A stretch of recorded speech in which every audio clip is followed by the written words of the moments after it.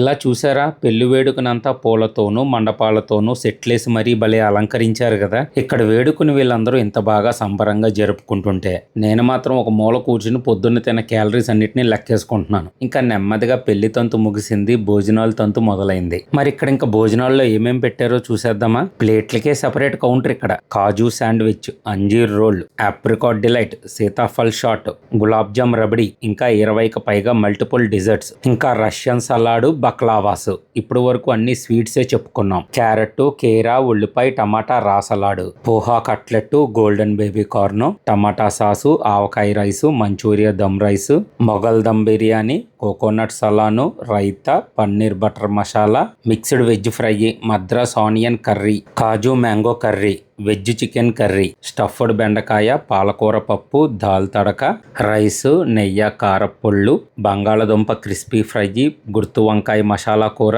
ఇంకా ఇక్కడ జామకాయ పచ్చడి, కొత్తిమీర టమాటా పచ్చడి, గోంగూర పచ్చడి, పండుమిరపల్ల పచ్చడి, ఆవకాయ పచ్చడి, ఉలవచారు, క్రీము, మజ్జిగ చారు, లక్ష్మీ చారు, సాంబార్ చెట్టినాడ, అప్పడాలు, కుండ పెరుగు. ఇంకా మెయిన్ కోర్స్ అయిపోయిన తర్వాత డిజర్ట్స్ విషయానికి వస్తే ఫ్రూట్స్ లో పైనాపిల్, కర్బూజా, చెర్రీ యాపిల్, పియర్స్, ఖర్జూరం, water melon, dragon fruit, apple and imported grapes. ఇంకా ఇక్కడ రియల్ ఫ్రూట్ ఐస్ క్రీమ్స్ తో పాటు పాన్ కూడా పెట్టారు. అలాగే ఇక్కడ నార్మల్ కప్ ఐస్ క్రీమ్ తో పాటు టర్కిష్ ఐస్ క్రీమ్ కూడా పెట్టారు. ఇంకా మన రాజమండ్రి అబీస్ ఈవెంట్ వాళ్ళు సమకూర్చిన ఈ రుచులను చూడటానికి నేను బయలుదేరానండి. అన్నిటినీ రుచి చేయాలి, మితంగా తినాలి. ఇప్పుడు ఇది నా ముందున్న సవాలు. ఫంక్షన్స్ లో ఇన్ని పెట్టామన్నది కాదు, ఎంత రుచిగా పెట్టామనేదే ముఖ్యం. ఆ విషయంలో మాత్రం చాలా జాగ్రత్తలు తీసుకుంటున్నట్టున్నారు ఈ అబీ ఈవెంట్స్ వాళ్ళు. అందుకే ఇంత రుచిగా పెట్టగలుగుతున్నారు. వీళ్ళ దగ్గర రుచులు కొత్తగా ఉన్నా సరే అన్నిటినీ మనకు నచ్చేటట్టే చేశారు.